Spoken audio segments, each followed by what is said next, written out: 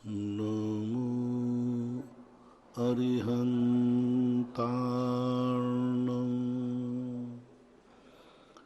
नमो सिद्धार्णं नमो आयर्यार्णं नमो वज्रायार्णं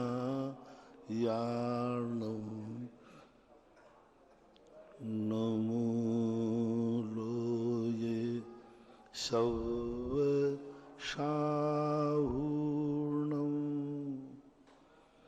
पंच परमेष्टि भगवान की, आचार्य श्री गुरुवर कुंद कुंद महाराज की जय। आचार्य श्री गुरुवर विद्यासागर महाराज की जय।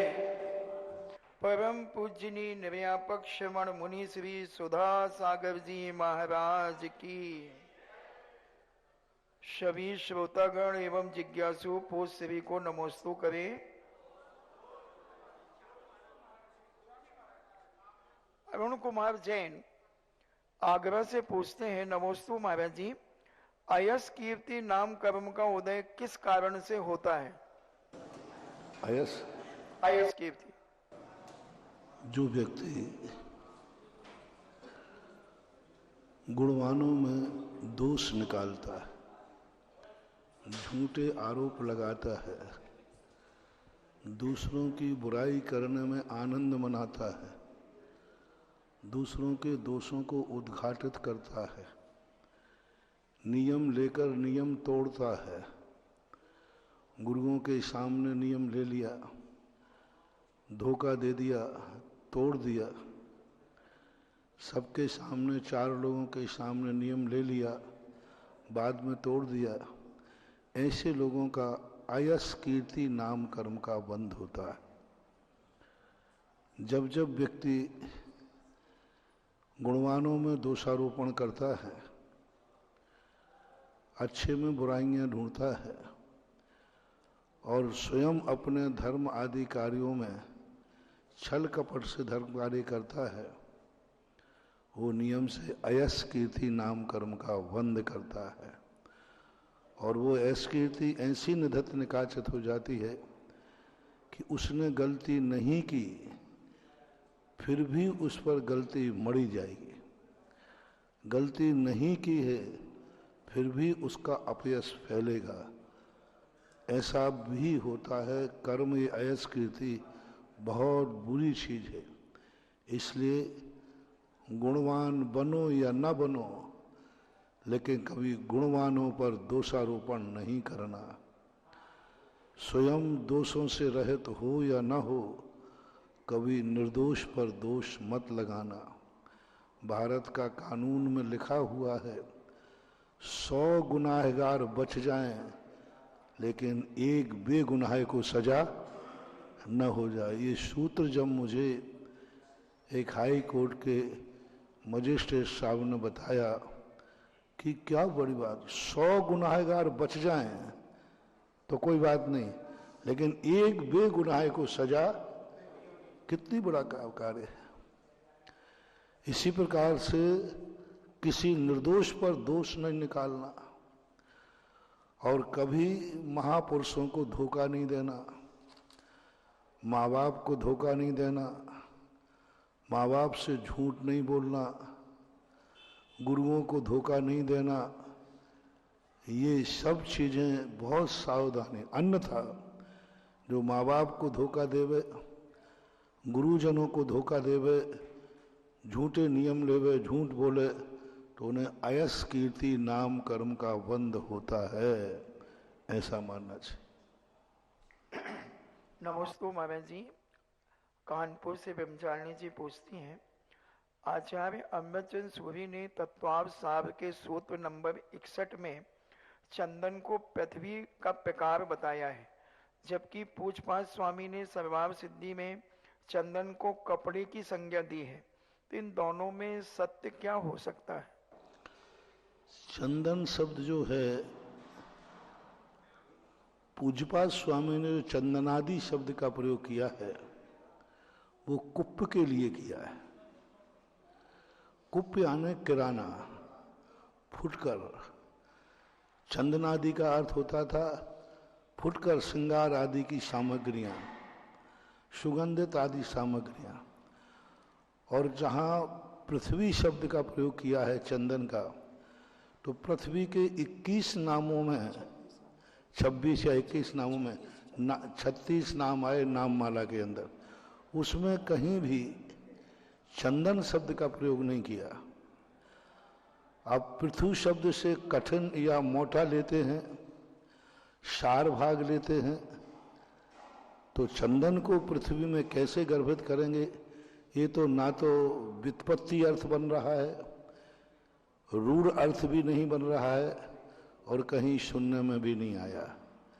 अब दो विद्वान यहाँ बैठे हैं, मैं इन्हीं को कहता हूँ कि पृथ्वी का अर्थ चंदन कैसे निकालोगे? पृथ्वी का अर्थ चंदन किस ग्रंथ में आया? तत्वासार में, सूर्य ग्रंथ में। तो किस प्रसंग में आया? ये नहीं लिखा, प्रसंग नहीं लिखा उन्होंने। हाँ, चंदन को पृथ्वी का प्रकार बताया है, जबकि पूजपाल स्वामी ने तत्वार सूत की सर्वार्थ सिद्धि में चंदन को कपड़े की संज्ञा दी है। क्योंकि पूजपाल स्वामी ने जो चंदन शब्द का प्रयोग किया वो तो मुझे याद है। कुप्य यानी वो आए ना, धन धान दासी 10 प्रकार के परिग्रह, उनमें एक कुप्य शब्द आया है। कुप्य का अर्थ कपड़ा भी होता है, कुप्य का अर्थ किराना भी होता है। पूज्यवर ज्ञान सागर महाराज ने फुटकर शब्द का प्रयोग किया, प्रकीर्णक सामान, छोटा छोटा सामान। तो ये, और उसमें चंदन आदि आ सकता है, जैसे श्रृंगार आदि, सुगंध, तेल फुलेल आदि। ये चंदन शब्द सुगंध के अर्थ में भी प्रयोग किया जाता है, चंदन। तो ये, लेकिन पृथ्वी का अर्थ चंदन है, ये तत्वार सार ने कैसे लिया? व्युत्पत्ति तो बनेगी नहीं।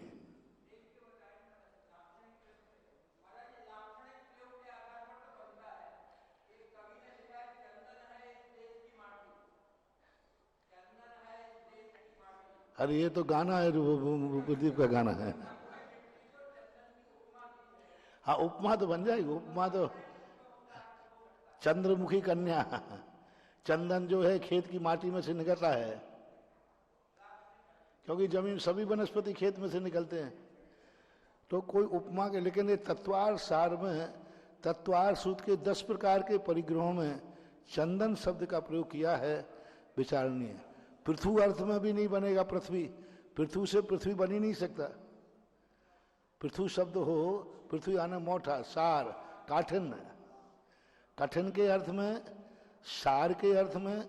क्योंकि चंदन जो है बाहर से सुगंधित नहीं होता कभी भी, चंदन होता है अंदर सुगंधित। जहां वो गावा होता है, गावा, तो वहां पर जाकर सुगंध होती है, ऊपर के छिलके में सुगंध की स्थिति नहीं बनती है। तो इस प्रकार के काठिन्य के अर्थ में, स्थूल के अर्थ में कोई लिया हो, लेकिन ये शब्द रूढ़ अर्थ या प्रचलित अर्थ नहीं है, ऐसा मानना चाहिए। नमन जैन दिल्ली से पूछते हैं, पिता तुल्य गुरुदेव के चरणों में नमोस्तु। गुरुदेव, आजकल देखा जा रहा है कि अपनी मर्जी से कैसी भी प्रतिमा साधु जी और प्रतिष्ठाचार बनवा रहे हैं। कुछ विरोध होने पर बिचौलिया गगन बिहारी के बारे में बोलने लगते हैं कि ये भी प्रतिष्ठा ग्रंथ के हिसाब से नहीं बनी है।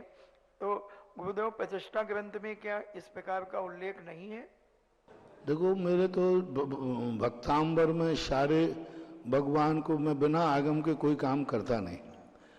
प्रतिष्ठा ग्रंथों में स्पष्ट रूप से भगवान डग भर करके विहार करते, हम उछल के विहार नहीं करते, बल्कि धत्ता जिनेन्द्र देव, जिनेन्द्र भगवान जैसे कदम धरते हैं, जैसे वो कमल की रचना कर देता है।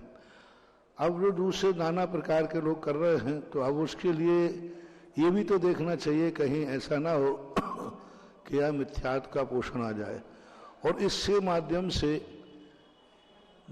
यद्वा तद्वा मूर्तियां जो विराजमान कर रहे हैं, उसके दुष्परिणाम भी तो देखो। मूर्ति भगवान के लिए नहीं बैठा ली जाती है, मूर्ति भक्तों को, बैठालने वालों को सुख समृद्धि दे, इसलिए बैठा ली जाती है, भक्तों के कल्याण के लिए। अब ऐसी मूर्ति बैठाल दो जिससे बैठालने वाले का ही बंटा झाड़ हो जाए। मूर्ति में स्पष्ट रूप से जिनसेन स्वामी ने लिखा, मूर्ति अंगहीन हो, वक्र हो, उक्र हो, ऊंची ऊंची ग्रीवा हो, झुकी हुई ग्रीवा हो, कंधा झुका हुआ हो, पेट पतला हो, पीठ क्रस हो, जंघाएं पतली हो, नाक, पूरे करीबन उन्होंने 20-22 दोष इस मूर्ति में निकाले और उनका सबका लिखा इसका ये दुष्परिणाम होगा, इसका ये दुष्परिणाम होगा। मैंने इसको लेकर मंदिरों में आजमाया। उस प्रकार की जहां मूर्ति पाई गई प्रतिष्ठा पाठों में जो अर्थ लिखा है वह दुष्फल देखा गया। जहां मैंने देखा वो मंदिर उजड़े, वो वंश खत्म हो गए। एक मूर्ति में एक चांदखेड़ी की तरफ जा रहा था, रास्ते में एक मूर्ति पड़ी, मुझे ज्ञान था, उसी दिन पड़ा था। मैंने कहा इस मूर्ति को बैठालने वाला वंश कहाँ है? बोले इस वंश में कोई भी नहीं बचा। तुरंत मुझे प्रतिष्ठा पाठ ध्यान में आया। तो तुम्हें जैसी बैठालना हो वैसी बैठा लो, पर इतना ध्यान रखो कि कहीं यदवा तदवा बैठालने वाले से बैठालने वाले का नाश ना हो जाए। इसलिए मूर्ति निर्दोष होना चाहिए, शुद्ध होना चाहिए। छोटी हो तो कोई बड़ी बात नहीं, नहीं बैठा लो तो कोई बात नहीं, नहीं बैठालने में दोष नहीं, लेकिन सदोष नहीं बैठा लो। सदोष मूर्तियां बहुत, हम जहाँ कोई मूर्ति कैंसिल करते हैं तो वो कहते हैं महाराज जी आप कैंसिल कर दो, दूसरी बना दूंगा। एक बार मैंने 3 बार उसकी मूर्ति कैंसिल की, पर मैंने देखा है बेचारे की 3 बार मूर्ति कैंसिल कर गई, ये क्या खाएगा कमाएगा। तो मैंने उसके चेहरे की तरफ देखा, तो बोले नहीं महाराज आप घबराओ मत, हम चौथी बार बना देंगे। मैंने कि बड़ा धन्ना सेठ बन रहा था। तो ये बता तुझे मूर्ति में प्रॉफिट कितनी है?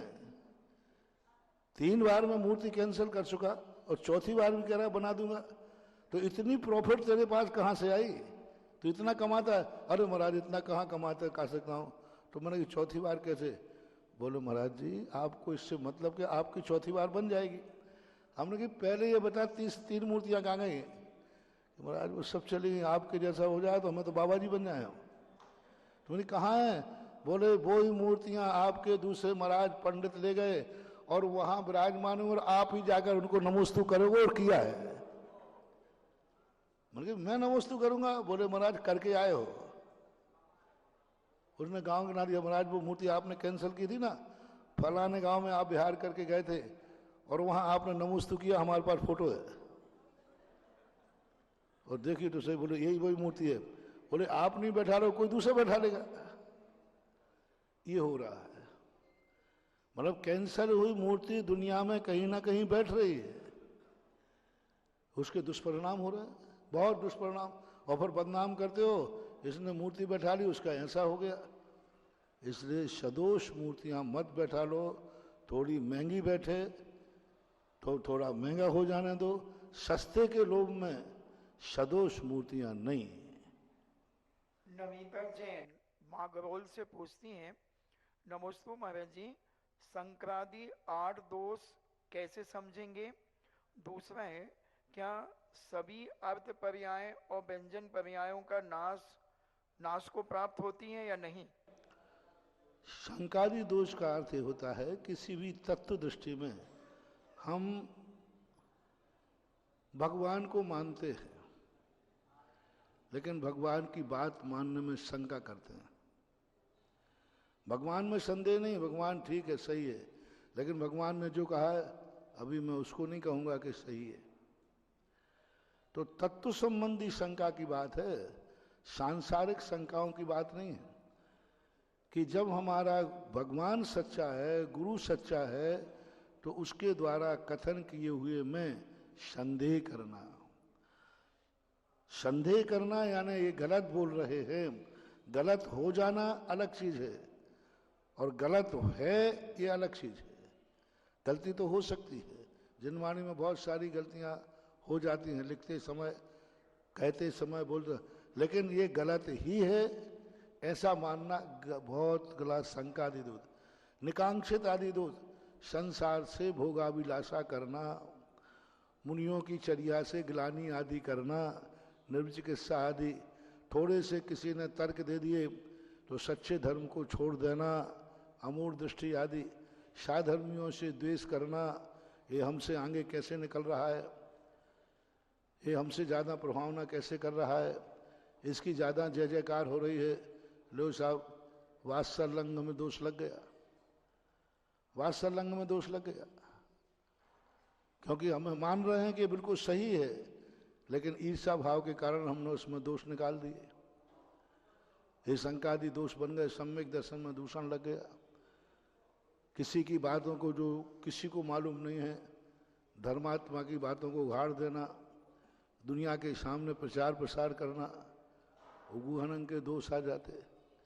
धर्म की प्रभावना में छींटाकटी करना, धर्म की प्रभावना हो रही है, ये धन की बर्बादी है, ये व्यर्थ में कर रहे हैं, क्या जरूरत है इतना मंदिर बनाने की क्या जरूरत है सोने का छत्र चढ़ाने की। प्रभावना अंग में बाधक बन रहा है। स्वयं को दान देना नहीं, दूसरा दान देवे तो ईर्षा भाव करे, तो ये सब प्रभावना। इस प्रकार से 8 दोष शंकादि कहलाते। सम्यक दर्शन के 25 दोष कहे गए, 25 गुण कहे गए, उनसे विपरीत दोष हैं। पूज्यवर कार्तिकेय स्वामी ने श्री कार्तिकेय ग्रंथ के अंतर्गत 63 गुण कहे सम्यक दर्शन के, सम्यक दृष्टि के, और 63 ही दोष कहे। इन्हीं 25 के उपभेदों को लेकर के उन्होंने ये कथन किया है, ऐसा मानना चाहिए। अर्थ पर्याय और व्यंजन पर्याय नाश को प्राप्त होती है नहीं। पूज्यवर वीरसेन स्वामी महाराज ने धवला की 16वीं पुस्तक के अंदर एक बहुत अच्छी बात कही। शादी अनंत पर्याय, एक अनादि अनंत पर्याय, ये व्यंजन पर्याय हैं। उन्होंने प्रश्न उठाया, व्यतिरेकिणः पर्यायः, पर्याय व्यतिरेकी होती हैं, पर्याय विनाश को प्राप्त होती हैं। इस बात को लेकर उन्होंने प्रश्न किया कि यह एकांत नहीं है। धर्म, अधर्म, आकाश और काल, ये 4 द्रव्य शुद्ध हैं। इनकी जो व्यंजन पर्याय है वह व्यंजन पर्याय अनादि अनंत है। व्यंजन पर्याय किसे कहते हैं? प्रदेशत्व गुण के विकार को व्यंजन पर्याय कहते हैं। विकार क्या है? शेप, आकार। द्रव्य कोई ना कोई आकार लिए रहता है, उस आकार को व्यंजन पर्याय कहते हैं। तो धर्म, द्रव्य, धर्म अनादि अनंत काल से एक ही आकार लिए। एक सादी अनंत पर्याय होती है, सिद्ध परमेष्ठी। एक जो उनका आकार बन गया एक बार किंचित न्यू शरीर से, उसमें कभी मिटना नहीं होगा, ये व्यंजन पर्याय है। मेरवादी अकृत्रिम मूर्तियां, अकृत्रिम विमान, ये अनादि अनंत व्यंजन पर्याय हैं। मेरू का जो आकार है ये कभी घटता नहीं, बढ़ता नहीं, यथावत रहता है, ये व्यंजन पर्याय हैं। इनमें जो अर्थ पर्याय है वह नियम से व्यतिरेकणी होती है। प्रति क्षण इनमें जो परिणमन चल रहा है वह प्रत्येक द्रव्य का स्वभाव है। उत्पाद, व्यय, ध्रुव युक्तम शत। उत्पाद भी पर्याय है, व्यय भी पर्याय है और ध्रुव भी पर्याय है। लोग ध्रुव को पर्याय नहीं मानते हैं, लोग ध्रुव को गुण मानते हैं।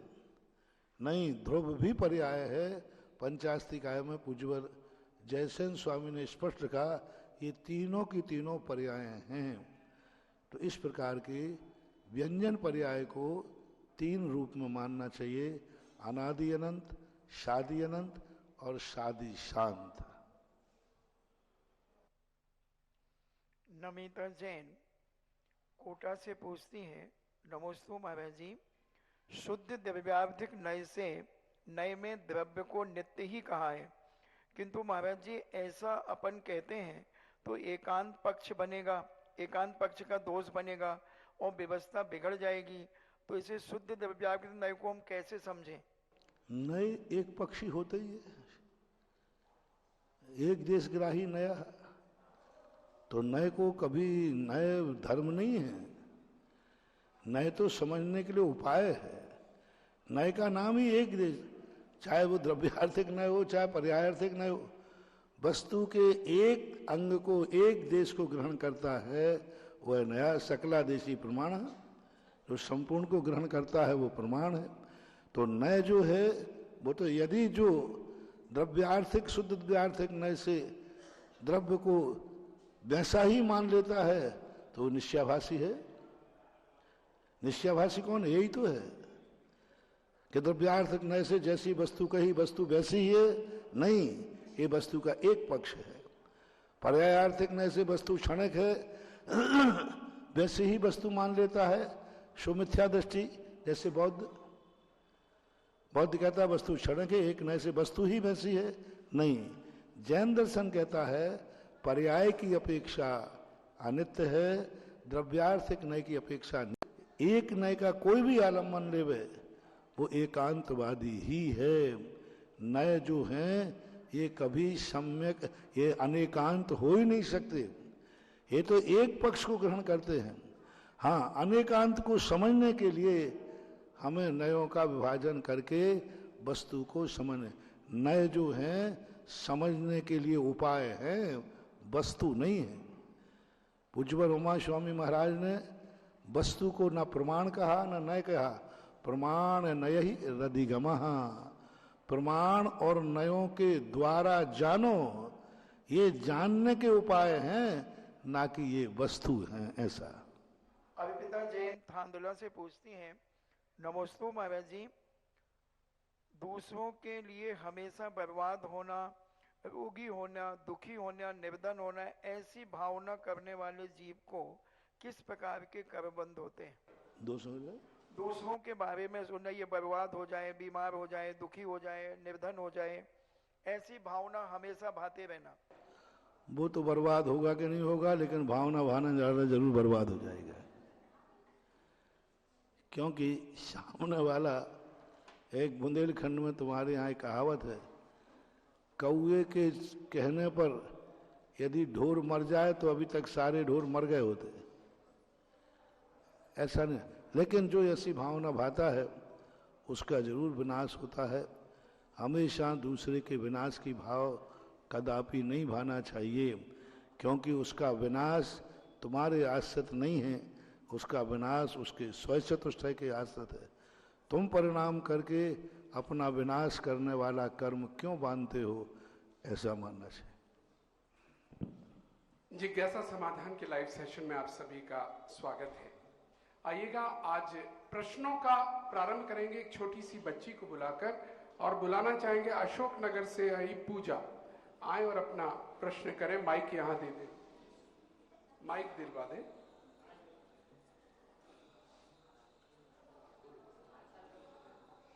नमस्ते महाराज जी, पूजा का मतलब क्या है? आपने मेरा नाम पूजा। पूजा का अर्थ होता है जो अपन से बड़े हैं, भगवान हैं, उन भगवान की प्रशंसा करना, जय बोलना, हे भगवान आप जयवंत हो, आप महान हैं, आप बहुत अच्छे हैं, ऐसे शब्दों को बोलने का नाम पूजा है। पूजा उनके गुणों की प्रशंसा का नाम पूजा कहलाता है। वो छोटी बच्ची से क्या बताओ हैं? मेरे ख्याल से सबसे कठिन होता है अगर छोटी बच्ची। चलिए जरा तालियां बजाइएगा इस छोटी बच्ची के लिए, ये पूछ रही है, यही बड़ी बात है। और आइएगा आगे बढ़ते हुए श्री विनोद जैन जी ललितपुर से अनुरोध करेंगे, जिज्ञासा के लिए खड़े होकर जाए। ठीक है। मेरे गुरुवर के पवित्र चरणों में त्रिवार नमोस्ती, सुलभ जी के चरणों में अच्छामी। महाराज जी, आजकल मंदिरों में बैरभाव द्वेष हो जाता है। वो कहते तुम यहाँ खड़े हो गए, हम बैठते हैं, आप क्यों बैठ गए? इसके विपरीत गुरुजी मधुशाला में और जुआ के अड्डों में आदमी बढ़िया से रहते, ना कोई लड़ाई भड़ाई होती, ना कुछ होता है। तो सब लोग वहीं चले जाओ ना, काय को बोल रहे? वहां लड़ाई भिड़ाई तो नहीं होती, लेकिन जाने वाला फिर घर लौट के भी नहीं आता। वो घर के स्थान पर नाली में बड़ा मिलता है, पर वो मंदिरों में लड़ने वाला कम से कम लड़के घर ही जाएगा, और मधुशाला में जाने वाला लड़ेगा तो नहीं, वे लौट के नाली में पड़ेंगे और कुत्ता लघु शंका कर रहा होगा और कह रहा होगा मधुरम मधुरम। पद्मनंदी पंचविंशतिका में लिखा है। तो ऐसा है, कम से कम मंदिर में लड़ने वाला तो लड़के घर ही जाएगा तो कम से कम घर में पानी तो पिएगा। तो इसलिए ये चीजें ठीक है, गलत है, लेकिन धर्म ही तो कर रहा है, लड़के कर रहा है, राग द्वेष से कर रहा है, कैसा भी कर रहा है, धर्म ही कर रहा है। पाप शांति से भी कर रहा है, शांति से लाइन में लगा है। मान लो पूजा की अभिषेक में वो झगड़ा करके जा रहा है, मैं तो सबसे पहले आगे अभिषेक करूंगा, सबको धक्का मारा, फिर भी क्या किया? अभिषेक किया। और वहां बिल्कुल धक्का नहीं मारा, बिल्कुल लाइन में जा रहा है, बिल्कुल सीधा, किसी से बिल्कुल नहीं बोल रहा है, लेकिन जाकर क्या पिया? शराब। तो धक्का मार के अभिषेक करना ठीक है, शांति के साथ जाकर शराब पीना ठीक नहीं है। शांति के साथ निष्कषाय भाव से शराब पीना ठीक नहीं, और लड़ करके धक्का मार के भी अभिषेक ही किया है तो श्रेष्ठ है, ये ध्यान रखना। कभी मैं इसकी बुराई भी करता हूं, लेकिन तुमने जिस ढंग से प्रश्न पूछा उस प्रश्न का जवाब तो यही है। और वैसे विनोद जी, आप पूज्य श्री के प्रवचन निकाल कर देखिएगा, हरवंश राय बच्चन के मधुशाला पर पूरी विवेचना कर डाली है महाराज जी ने। उसमें सुनिएगा महाराज जी ने उनकी पंक्तियां और उसके बाद अपनी बात किस तरह से रखी है। तो ये मत समझिए महाराज जी की भी दृष्टि सब तरफ रहती है, सारी बातों को गहन चिंतन करते हैं। आइएगा आगे बढ़ते हुए अब बुलाना चाहेंगे आज हमारे बीच में सांगानेर से श्रमण संस्कृति संस्थान के अधिष्ठाता डॉक्टर जय कुमार जी जैन पधारे हुए हैं। साथ ही में श्रीमान प्राचार्य अरुण कुमार जी जैन सांगानेर, दोनों का जरा जोरदार तालियों के साथ पहले स्वागत करेंगे। और हम यहाँ के अध्यक्ष श्री अनिल जी कांटा से अनुरोध करेंगे हमारे दोनों विद्वानों का छिपी टोला समिति की ओर से स्वागत। आगरा वाले देख लो, तुम्हारे रतनलाल जी बेनाडा का जो भार है ये दोनों कंधों पर रखा हुआ है, देख लो। बिल्कुल बिल्कुल।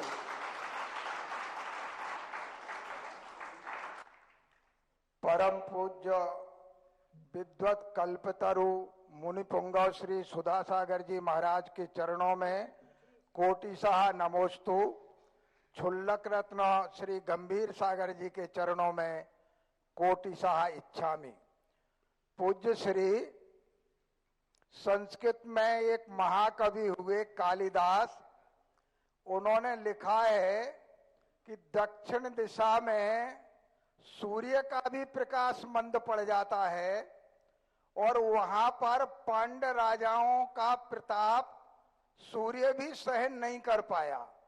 तो अभी दक्षिण से मैसूरू से श्री रमेश चंद्रा और रजनी जैन ने ये सूचना दी है कि श्री दिगंबर जैन श्रमण संस्कृति संस्थान जो आपकी सत्प्रेरणा से स्थापित है, उसके लिए 5 कलश की राशि उन्होंने घोषित की है और चाहा है कि पूज्य श्री का आशीर्वाद प्राप्त हो तो दक्षिण भारत उत्तर भारत की तरफ आने को लालायित है और वो चाहता है कि हम भी पुण्य के भागी बन सकें।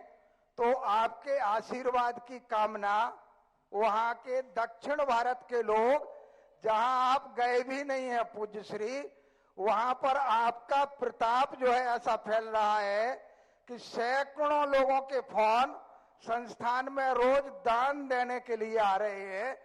ऐसे पुण्य का उनका कारण निमित्त आप बन रहे हैं, उन्हें आशीर्वाद मिले तो संस्थान के लिए और अन्य स्थानों के लिए भी बहुत कुछ वो करना चाह रहे हैं। उत्तर और दक्षिण भारत को जब हमने सामाजिक दृष्टिकोण से देखा तो दक्षिण भारत हमें बहुत थोड़ा सा आर्थिक दृष्टि से कमजोर दिखा।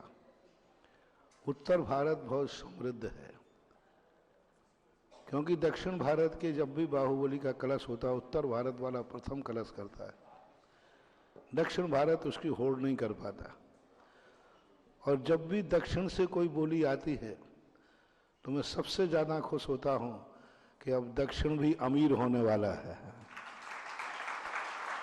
दक्षिण भारत में सबसे बड़ी कमी है दान, पूजा, अभिषेक की परंपरा श्रावकों में नहीं है, क्योंकि वहां पर मंदिरों में अभिषेक जो है श्रावक नहीं करते। वहां के उपाध्याय जो आते हैं वही पूजा करते हैं, वही अभिषेक करते हैं और वही उसके द्रव्य को उठा के खा लेते हैं। श्रावकों को अभिषेक करने मिलते ही नहीं, पुण्य कैसे बढ़ेगा? श्रावकों को वहां दान देते ही नहीं, पुण्य कैसे बढ़ेगा? किसमें दान देवे? और जिस देश में, जिस प्रांत में दान की परंपरा नहीं है वो कभी समृद्ध नहीं हो सकता। आप ये कहें कि महाराज अमीर लोग दान देते हैं, ये आपका मानना बहुत भ्रम है। पहले मैं भी ये मानता था, लेकिन एक क्लिंटन जब भारत देश में आया, उसने भारत की सड़कों पर ये कहा कि यहाँ की सड़कें बहुत टूटी फूटी हैं, ठीक नहीं है, हमारे अमेरिका की सड़कें देखो। तो एक भारतीय व्यक्ति ने प्रश्न किया कि साहब आप लोग बड़े लोग हैं, आपके पास पैसा बहुत है, इसलिए आप लोग की सड़कें ठीक है और हम लोग भारत देश गरीब है। तो क्या उसने गुस्से में आके जवाब दिया, यही आप लोगों की अज्ञानता है। हम अमीर हैं इसलिए सड़कें अच्छी नहीं हैं, हमारे यहाँ की सड़कें अच्छी हैं इसलिए हम अमीर हैं। और उसने सिद्ध किया कि दिल्ली से एक कलकत्ता गाड़ी गई और इस टूटे गाड़ी में गई, उसमें वो गाड़ी मान लो 3 दिन में पहुंचा। 3 दिन में लाखों लोग गए, 3 दिन, और सड़क अच्छी होती तो 1 दिन में पहुंचते। 2 दिन की कीमत लाखों लोगों की कितनी है? गाड़ी टूटी फूटी, डैमेज हुई, उसका कितना बजट है? पेट्रोल डीजल ज्यादा लगा, उसका कितना बजट है? व्यक्तियों के 2 दिन की कीमत कितनी है? पूरा हिसाब लगा के बताया। बोलो वहां अमीर हैं इसलिए सड़कें अच्छी हैं कि सड़कें अच्छी हैं इसलिए अमीर हैं? वो जब मैंने पेपर में पढ़ा उसी दिन से मैंने खोजा, क्योंकि मैं तो कोई भी बात पढ़ूं धर्म पर लगा देता हूं। अरे अमीर है इसलिए दान नहीं, दान है तो है सो अमीर है। जब से मैं गरीबों को खूब कहने लगा, मैं अमीर दान देवे नहीं देवे, गरीब को छोड़ता नहीं। आप लोग क्या क्या कहते हो, महाराज ये गरीब है।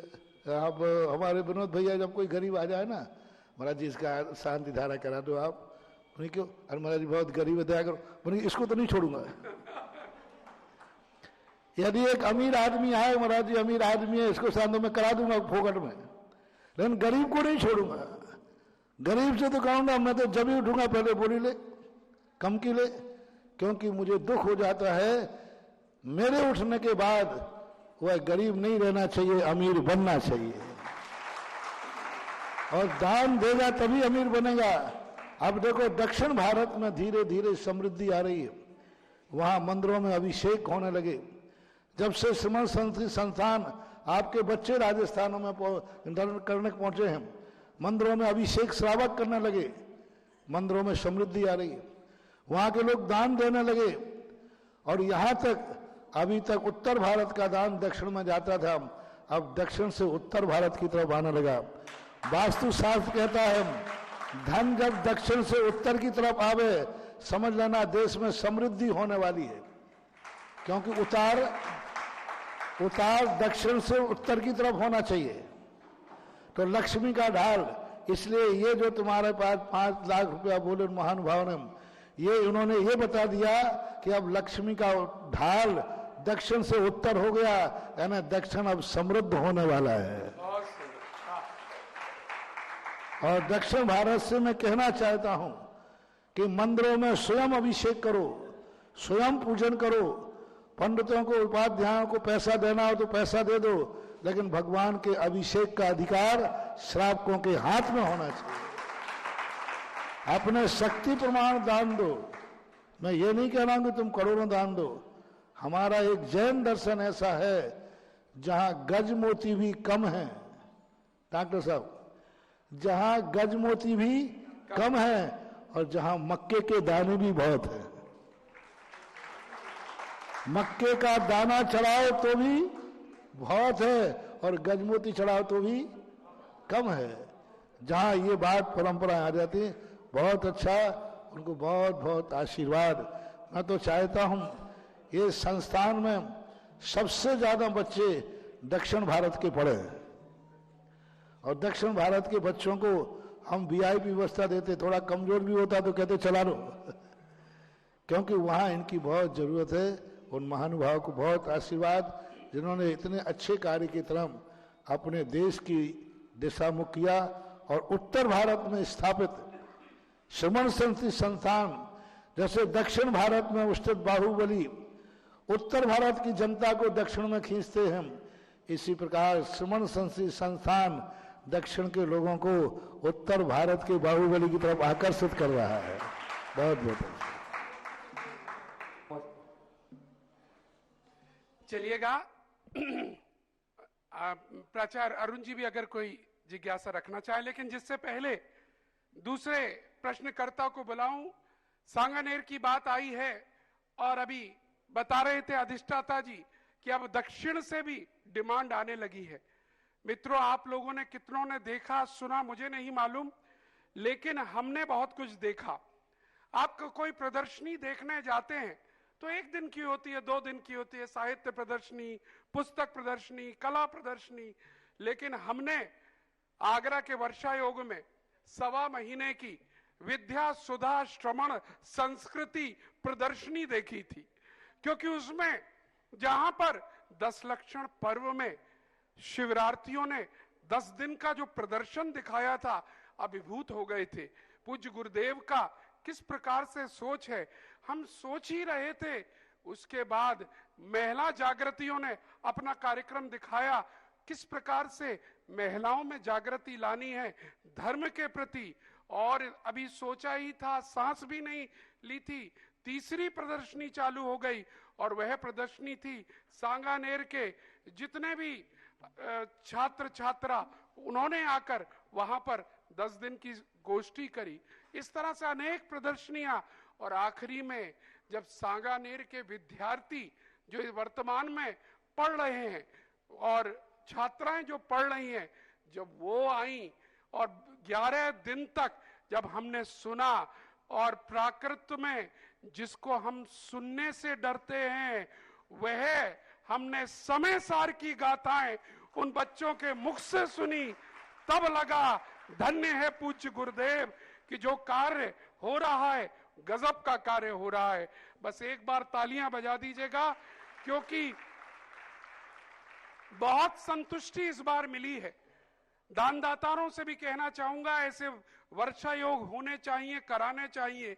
आपने जो 1-1 रुपया दिया है, वह दानदाताओं का रुपया वसूला है, क्योंकि जो कुछ रिसर्च एंड डेवलपमेंट R&D जो हो रहा था, यहां पर गजब का काम हुआ है। ये वर्षा योग का इस्तेमाल कैसे साधु को करना चाहिए, वह भी हमने यहां पर देखा है। चलिएगा, अब अगले प्रश्नकर्ता में सोनाली जैन छिपीटोला को आवाज देंगे। आ जाइएगा, और उसके बाद तैयार रहे धर्मेंद्र जैन छिपीटोला। महर्षि के चरणों में त्रैबार नमोस्तु नमोस्तु नमोस्तु, छुल्लक जी के चरणों में छामी छामी। महर्षि, मेरी जिज्ञासा ये है कि अगर कोई श्रावक मंदिर जी में मूर्ति को स्थापित करवाता है और उसकी तय समय में वो अपनी राशि नहीं दे पाता है, तो उसे कौन सा पाप लगता है?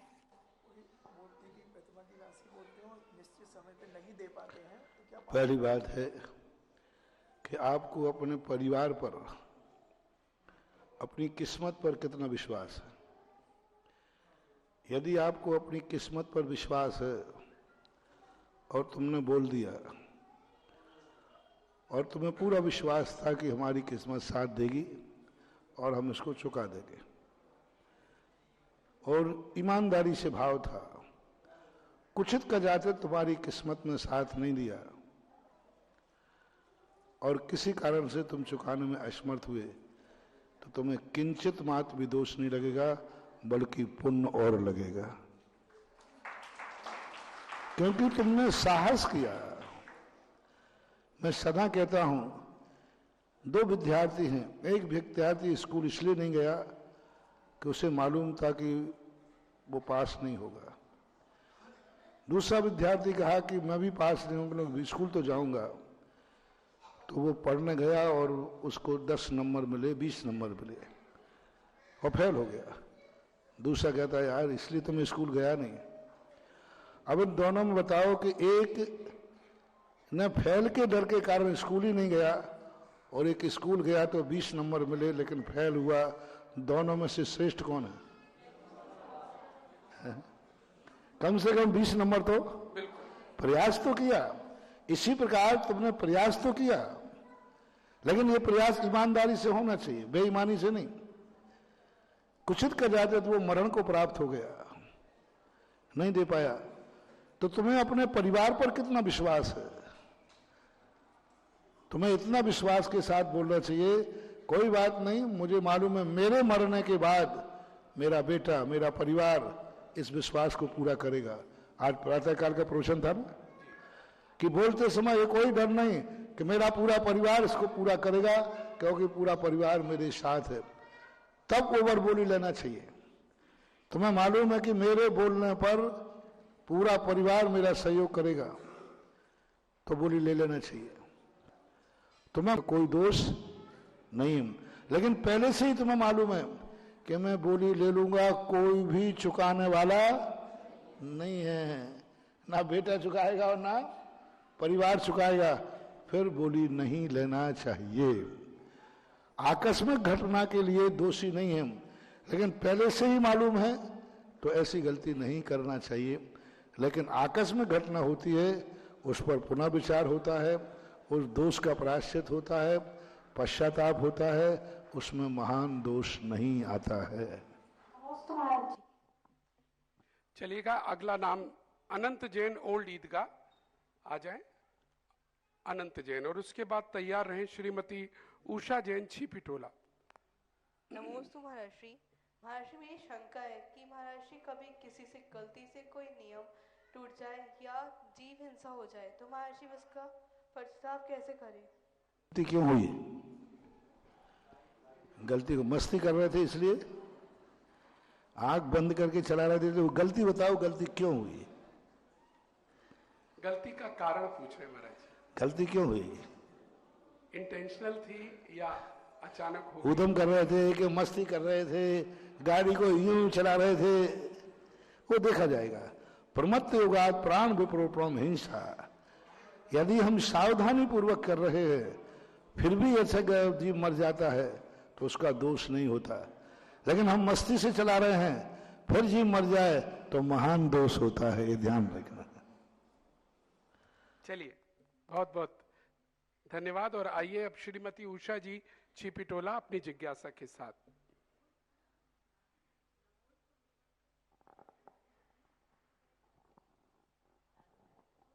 नमोस्तु गुरुवर, नमोस्तु इच्छामि महाराज जी, इच्छामि। महाराज जी, मेरा प्रश्न है कि यदि हम पूजा करते हैं, एक देवशास्त्र गुरु की पूजा करने के बाद में हम भक्तांबर और कल्याण मंदिर स्तोत्र बोलते हैं पूरा भक्ति से, लेकिन हम उसके अर्घ ना बोल करके वैसे ही चावलों से अर्घ चढ़ा देते हैं, तो इसमें कोई दोष लगता है? कर सकते। एक प्रश्न एक महाराज जी, जैसे हम व्रत उपवास करते हैं और डॉक्टर ने हमको नित्य एक टैबलेट खाने के लिए बोला है, लेकिन व्रत करते उस दिन हम नहीं खाते हैं, इसलिए घर वाले पूछते हैं कि तुमने दवाई खा ली, तो हम झूठ बोल देते हैं कि हमने दवाई खा ली। पर इतनी ध्यान रखना, नहीं खाने पर किसी दिन ऊपर मत चले जाना तो चल जाएगा। अब तो सबको पता चली गई, आगे तुम झूठ बोलते हो। महाराज जी, कोई दोष कोई बात, देखो इसमें ये होता है, हमेशा देखो आप लोग गृहस्थ है, दवाई नहीं खाने से यदि खास नुकसान नहीं है तो चला करके नहीं खाना चाहिए, छोड़ दो। डॉक्टर से परामर्श करो कि यदि नहीं खाएंगे तो कितने % में दोष है। वो कहेगा कि देखो तुम्हें 10 दिन की दवाई दी है, एक दिन छोड़ दी तो 15 दिन खाना पड़ेगी, तो फिर ठीक है 1 दिन छोड़ देना, 15 दिन खा लेना। हाँ, वो करते और सुनो, और डॉक्टर ने कहा यदि 1 दिन छोड़ दी तो फिर हमेशा दवाई खाना नहीं, फिर मर्ज जो है अनकंट्रोल हो जाएगा, तो फिर खा लेना चाहिए। हानि लाभ देखो, जिंदगी व्रत नियम धर्म मरने के लिए नहीं है, जैन धर्म है जियो और जीने दो। यदि किसी क्रिया से हमारे प्राणों का विरूपण होता है तो उस क्रिया में थोड़ी सी शिथिलता आती है तो कोई आपत्ति नहीं है। प्रमाद पूर्वक खाना नहीं, शौक पूर्वक खाना नहीं, और प्राण बचते हैं तो खाने में कोई दोष नहीं है। बहुत बड़ा संदेश यहाँ पूज्य श्री ने दिया है। जैन धर्म मरने के लिए नहीं है, जीने के लिए है। और यह व्रत उपवास हम करते हैं, लेकिन अगर ऐसा कोई ऐसा कारण आता है तो विवेक का इस्तेमाल करें और उसके अनुसार अपना कार्य करें। अगले प्रश्नकर्ता के लिए प्रशांत जैन, ट्रांस यमुना कॉलोनी आ जाएं। एक बार मैंने संस्मरण सुनाया था आपको कि व्यक्ति ने 10 उपवास किए शिविर के अंदर। आखिरी उपवास था 14 को। 13 की रात्रि में उसकी इतने सीरियस बीमार हुआ, डॉक्टर ने कहा महाराज यदि अभी हम नहीं ले गए सुबह तक ये मरीज नहीं बचेगा। वो बच्चा वो इतना गिड़गिड़ा रहा, महाराज जी मेरी 10 साल की तपस्या है, मेरे 9 उपवास हो गए, बस एक कर लेने दो, मरूंगा तो मर जाऊंगा। मैंने कहा कि ये परिवार है, बाल बच्चे वाला है, सब कुछ है। इतना रोया वो, महाराज जी नहीं नहीं आप आदेश मत दो। मैंने टेक टू ऑर्डर। देखो मैं महाव्रती मुनि हूं, 10 लाख क्षण पर्व है, 14 का दिन है। मैंने कहा कुछ नहीं, टेक टू ऑर्डर, इसी समय ले जाओ और उसको जैसे बने तैसे इसके प्राण बचाओ। रात के 11 बजे उसको भेजा 10 लाख क्षण पर्व में। 9 दिन तक जिसने पानी नहीं पिया, 13 की रात में उसको ग्लूकोज की बोतल चढ़ी और पानी पीना मान लो उसको। और ये मैंने आदेश दिया। बोलो क्या करता? सुबह मर जाता, कहाँ पहुंचता? देवों में। असंयम। बच्चे क्या होते? बोलो अनाथ। पत्नी क्या होती? माँ क्या होती? पूरे घर का क्या होता? और आज वो बच गया। आप वो बच गया, मैंने कि 10 साल उपवास करना थे, 11वीं साल और कर लेना। क्या बात, बहुत 10 साल 11वीं साल कर लेना, लेकिन उस समय तो प्राण बचा लिए ना। तो इसको भाव समझो क्या है, भाव समझना चाहिए, बहुत बड़ी चीज है। जैन दर्शन अच्छे तप कार्यों के लिए भी यथाशक्ति शब्द का प्रयोग करता है। शक्ति त्यागा, हानि लाभ देखो, बस हानि लाभ कितना है उतना देख के कार्य करो, यानी विवेक से कार्य करो। प्राण बचाने के लिए मुनि पद भी छोड़ दिए जाते हैं। हमारे संघ में कितने मुनि महाराजों को घर भेज दिया गया, किस लिए? ऐसी बीमारी आ गई, जवान अवस्था है, बचने का उपाय है, मुनि पर छोड़ दिया। समंत्रभद्र महाराज ने मुनि पर छोड़ करके बीमारी दूर की थी।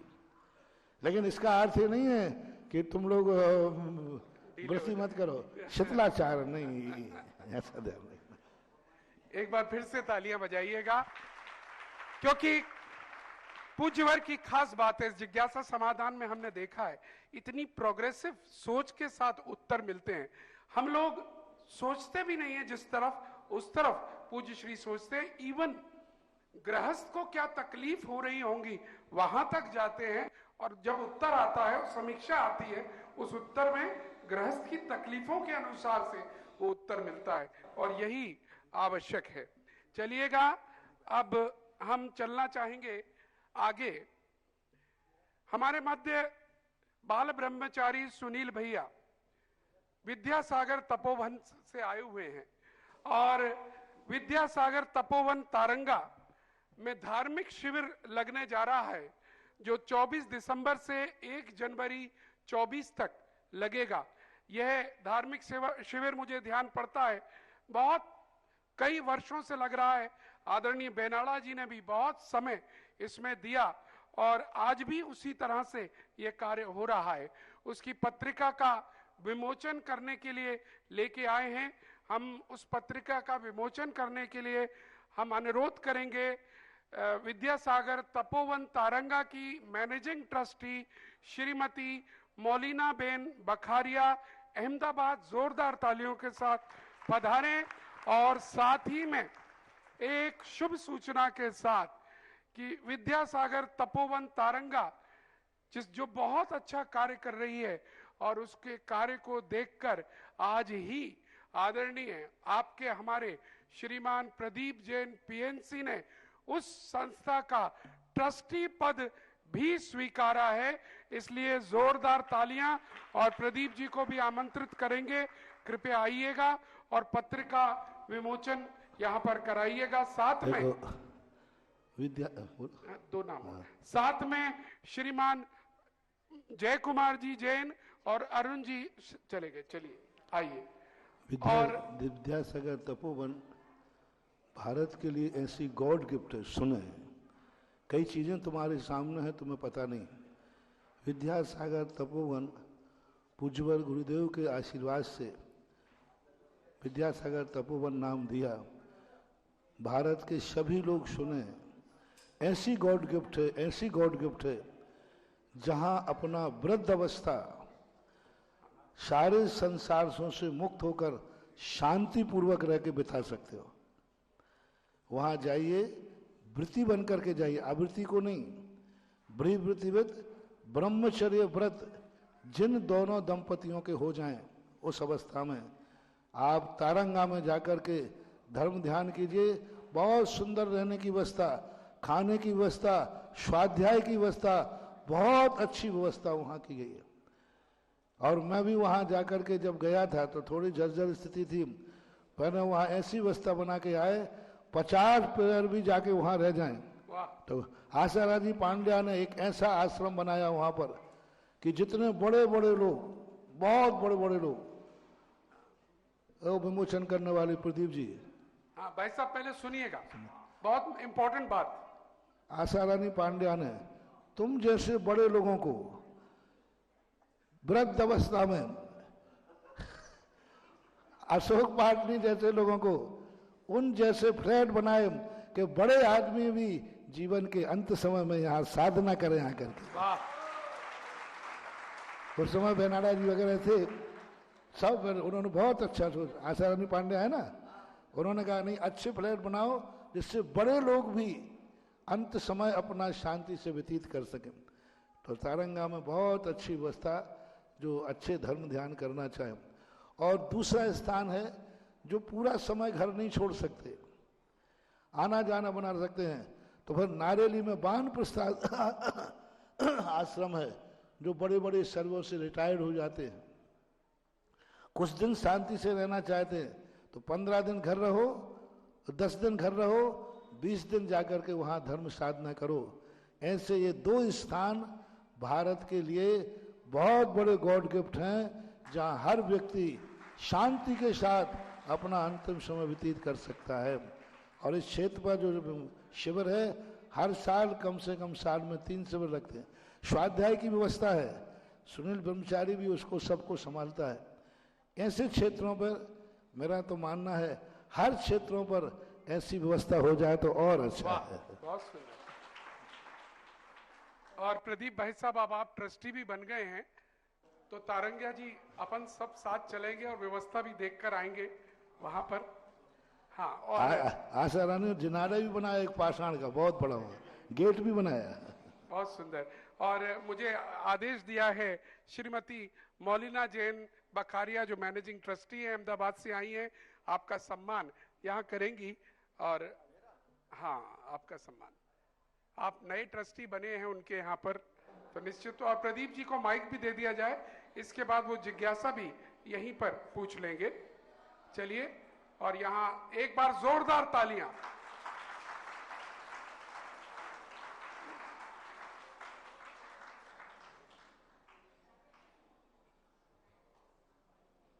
ये तारंगा ट्रस्ट कमेटी का सम्मान है आपको, जोरदार। और जिज्ञासा के लिए आदरणीय प्रदीप जी, पीएनसी। परम पूज्य गुरुदेव के चरणों में कोटि कोटि नमस्कार करते हुए शुल्लक जी के चरणों में इच्छामी।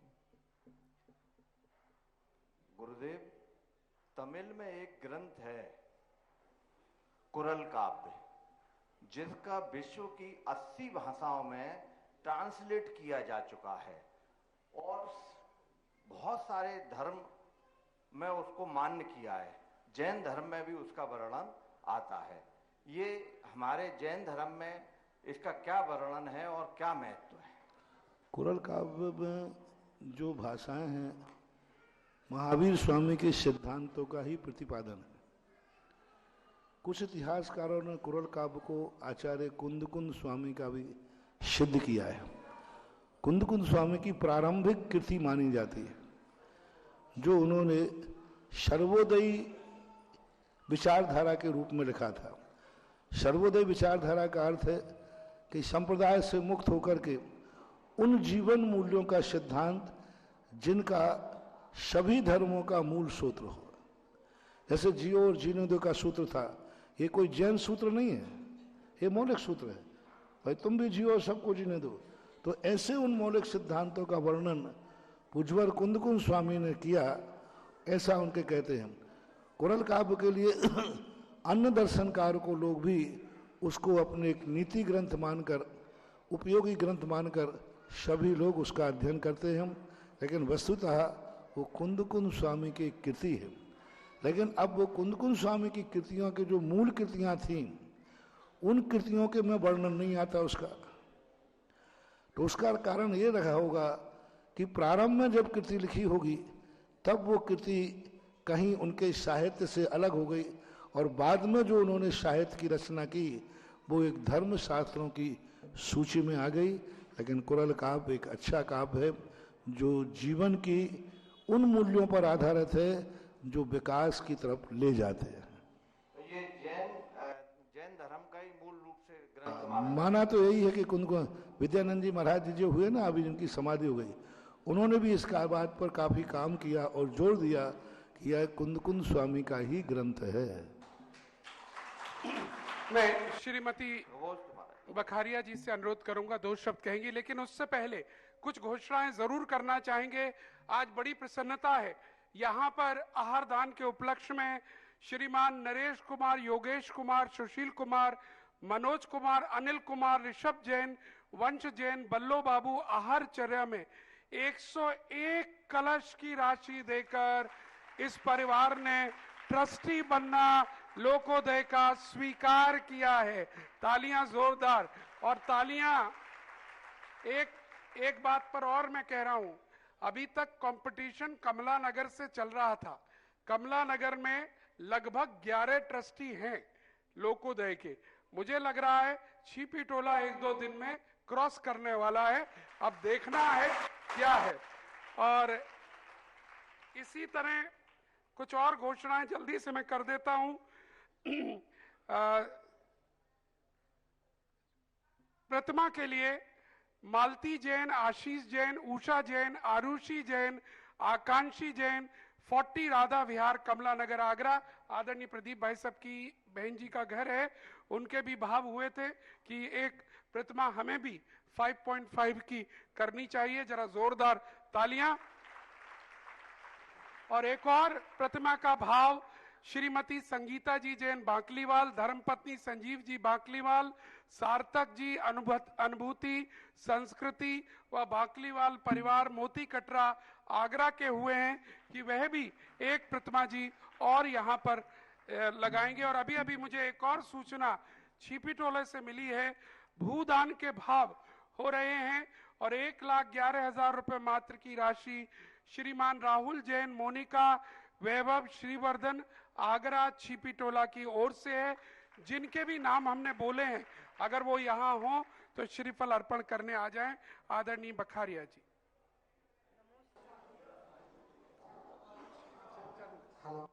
नमोस्तु महाराज जी, नमोस्तु महाराज जी, नमोस्तु महाराज जी। इच्छा में महाराज जी, इच्छा में महाराज जी, इच्छा में महाराज जी। तपोवन में जो भी कार्य हो रहे हैं वो महाराज जी की आशीर्वाद और आज्ञा से हो रहा है। हम उनकी आज्ञा के अनुसार ही चलते हैं। अभी हम प्रदीप जी के यहाँ गए थे आज दोपहर में, उनका 2-3 फोन आ गया था, तो हम उनके यहाँ गए थे। इतना सरल और सहज व्यक्ति है कि उनके लिए तो हम सोच में पड़ गए कि इतने सरल और सहज व्यक्ति जैसे माननीय श्री प्रदीप जी जैन वो हमारे ट्रस्टी होने जा रहे हैं। उसके लिए मैं उनको बहुत बहुत अभिनंदन देती हूँ। जय जी, नमस्ते महाराज जी, नमस्ते। बहुत बहुत धन्यवाद।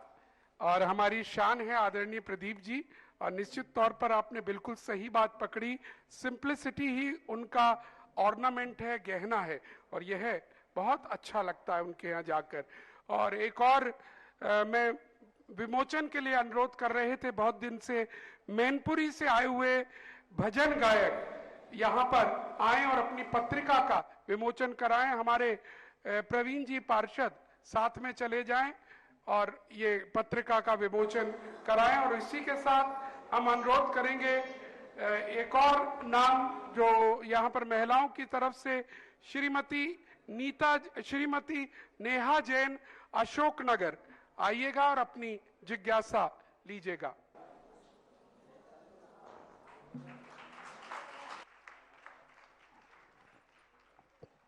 गुरुदेव के चरणों में मेरा त्रिवार नमोस्तु नमोस्तु नमोस्तु। इच्छामी महाराज जी, इच्छामी महाराज जी, इच्छामी महाराज जी। महाराज जी, सबसे पहले तो मैं कुछ बताना चाहती हूँ। कल एक जो चमत्कार ही हुआ है, जब हम अशोकनगर से आगरा की ओर आ रहे थे तो बीना से निकलते ही बच्ची की आंख में बहुत तेज दर्द हुआ। वो रोने लगी बहुत जोर जोर से। आगरा बहुत दूर था, हम लोग घबरा गए कि अब क्या करें। मुझे आपकी याद आई, मैंने आपका नाम लिया, नमोकार मंत्र पढ़ा, सिर पे हाथ फेरा, 5-10 मिनट में बच्ची की आंख में आराम हो गया और अभी तक उसने ये नहीं बोला कि मम्मी मेरी आंख में दर्द हुआ है।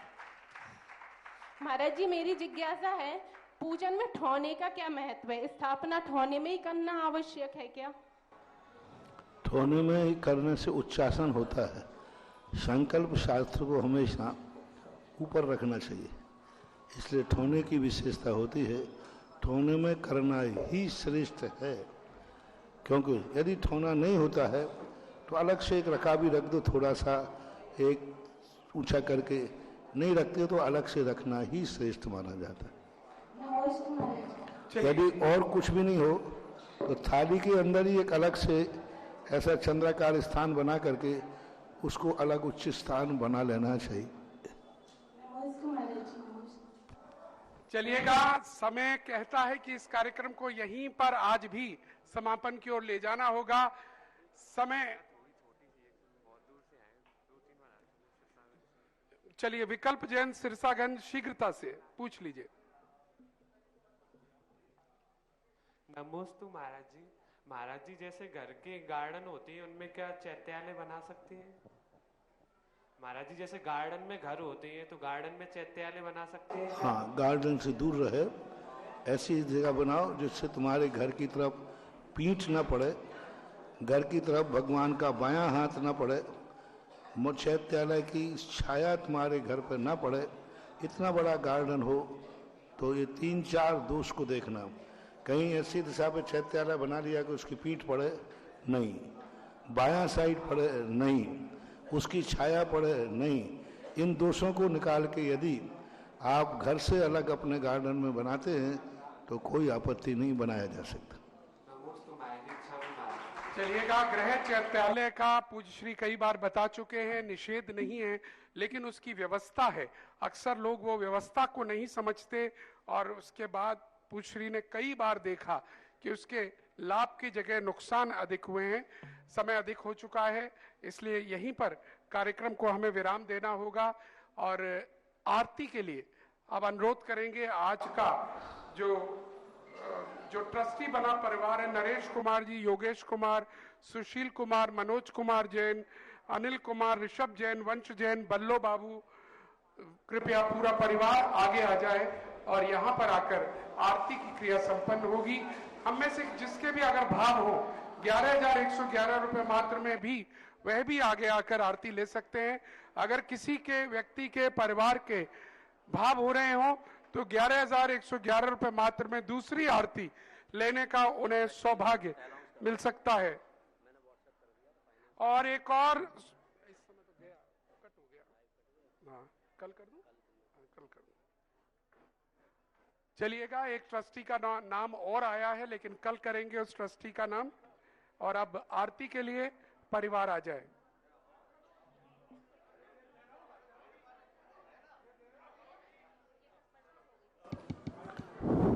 लेकिन एक मिनट सुने।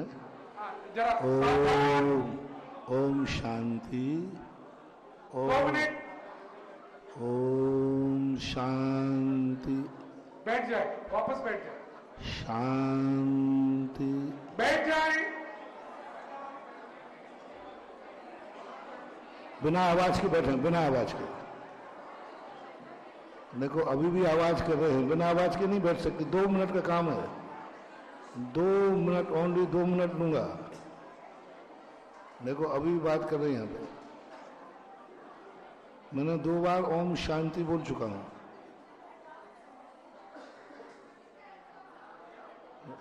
ओम शांति।